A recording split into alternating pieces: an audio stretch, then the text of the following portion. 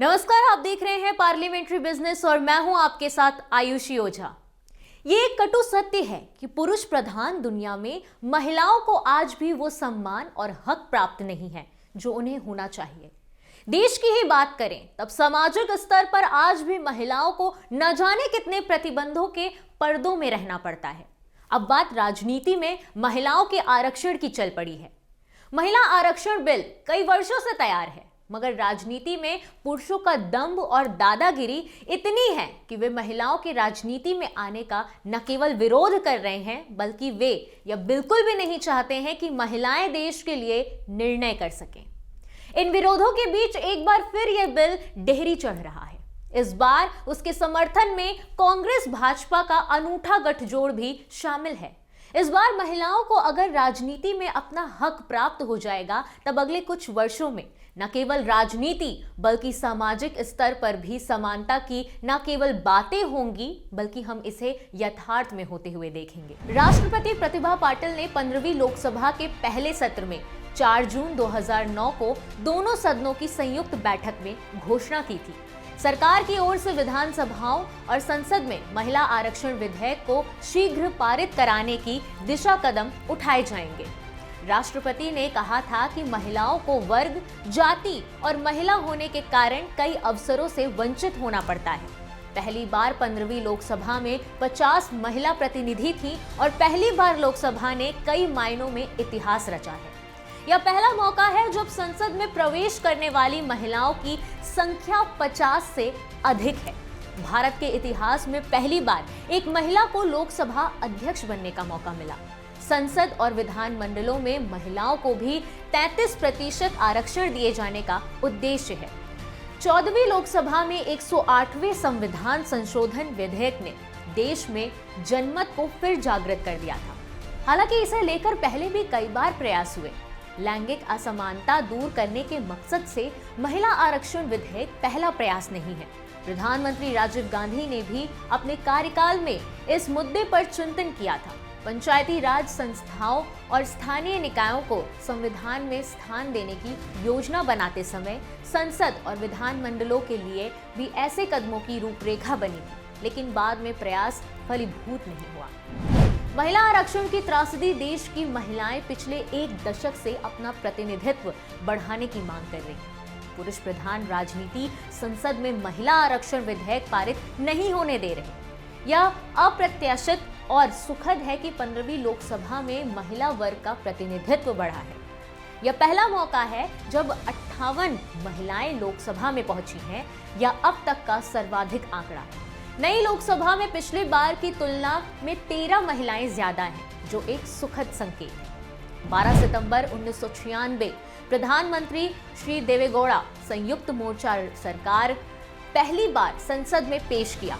11वीं लोकसभा भंग होने के कारण बिल अटका रहा। 17 मई 1997 प्रधानमंत्री इंद्र कुमार गुजराल संयुक्त मोर्चा सरकार सदन में फिर बिल पेश किया, मगर जनता दल के कार्यकारी अध्यक्ष शरद यादव ने प्रधानमंत्री को बोलने नहीं दिया। दिसंबर 1998 अटल बिहारी वाजपेयी एनडीए 84वें संविधान संशोधन बिल के साथ संसद में पेश हुआ। 12वीं लोकसभा भंग होने के कारण दोबारा बिल अटका। 23 दिसंबर 1999 अटल बिहारी वाजपेयी एनडीए तीसरी बार पेश किया। आम राय न होने से पास नहीं हुआ ये बिल। 7 मई 2003 अटल बिहारी वाजपेयी एनडीए विधेयक लाने की कोशिश फिर नाकाम हो गई। 6 मई 2008 राज्यसभा में यह बिल पहली बार पेश झड़प के कारण पास नहीं हो पाया। 7 जून 2009 प्रधानमंत्री डॉक्टर मनमोहन सिंह संप्रग सरकार शरद यादव ने महिला आरक्षण विधेयक पर विरोध जताया। 17 दिसंबर 2009 प्रधानमंत्री डॉक्टर मनमोहन सिंह संप्रग सरकार महिला आरक्षण बिल जल्द पारित कराने की सिफारिश की। आइए अब बात करते हैं महिलाओं को संसद और विधानसभा में उचित प्रतिनिधित्व देने में भारत दुनिया में 134वें स्थान पर कैसे है। महिलाओं को संसद और विधानसभा में उचित प्रतिनिधित्व प्राप्त नहीं है। अंतर संसदीय संघ इंटर पार्लियामेंट्री यूनियन के अनुसार दुनिया भर की संसदों में सिर्फ 17.5% महिलाएं प्रतिनिधि हैं। 11 देशों की संसद तो ऐसी है जहां एक भी महिलाएं सांसद नहीं है। 60 देशों में 10% से भी कम प्रतिनिधित्व है। अमेरिका और यूरोप में 20% प्रतिनिधित्व है, जबकि अफ्रीका और एशियाई देशों में प्रतिनिधित्व 16 से 10% है। अरब देशों में महिलाओं का प्रतिनिधित्व महज 9.6% है। महिलाओं का प्रतिनिधित्व देने के मामले में 183 देशों में रवांडा पहले नंबर पर है। वहां संसद में 48.8% महिलाएं हैं। संसद में महिलाओं को प्रतिनिधित्व देने के मामले में भारत में 134वें स्थान पर है। आरक्षण की जरूरत क्यों है?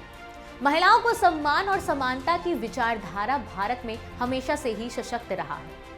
अहिल्याबाई, महारानी लक्ष्मीबाई, रानी दुर्गावती, बछेंद्री पाल, किरण बेदी और कल्पना चावला जैसे नाम बरसों से भारतीय महिलाओं के रोल मॉडल रहे हैं। ऐसी कौन सी चुनौती है जो प्रस्तावित 33% वर्ग ने पूरी नहीं की? पंचायत राज और स्थानीय निकाय संबंधी 73वें और 74वें संविधान संशोधन विधेयक के पारित होने के बाद तो महिलाओं की आवाज इस मामले पर और सशक्त हुई है।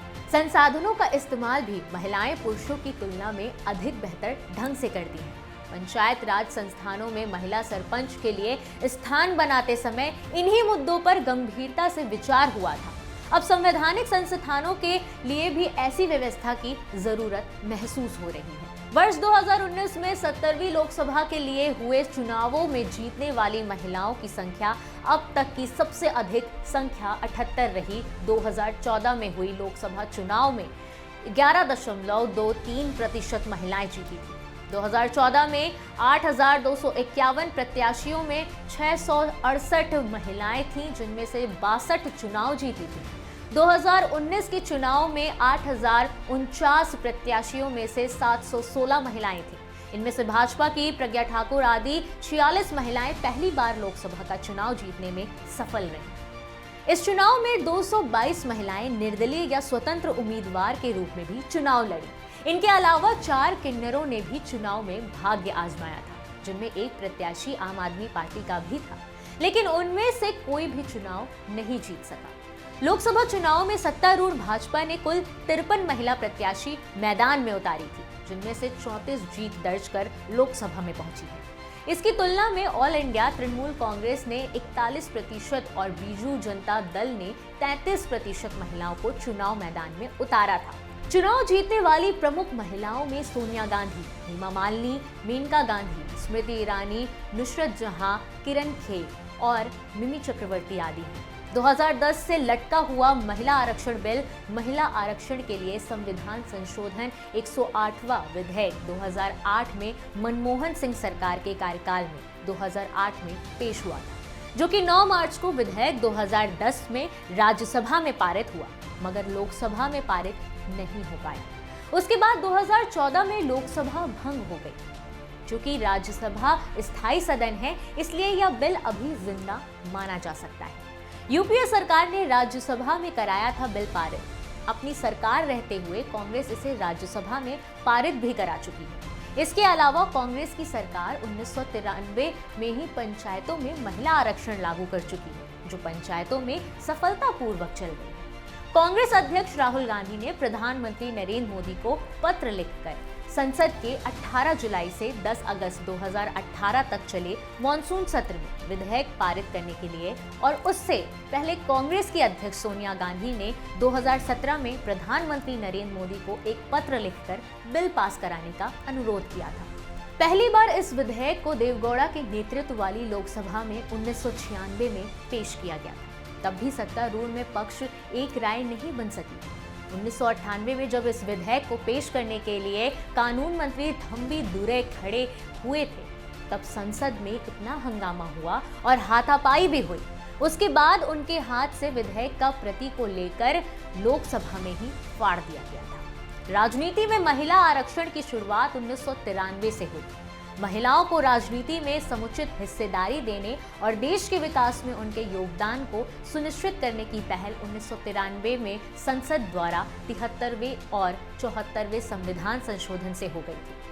भले ही यह सपना राजीव गांधी का था और उन्होंने ही पंचायती राज संस्थाओं को संवैधानिक दर्जा देकर उन्हें सशक्त करने और महिलाओं की 33% भागीदारी सुनिश्चित करने के लिए नवीन पंचायत राज का विधेयक तैयार कराया था। जिसे 1993 में नरसिम्हा राव के कार्यकाल में संसद ने संविधान में भाग 9 जोड़कर अनुच्छेद 243 डी में महिला आरक्षण की व्यवस्था की। ज्यादा अपडेट्स के लिए देखते रहिए पार्लियामेंट्री बिजनेस।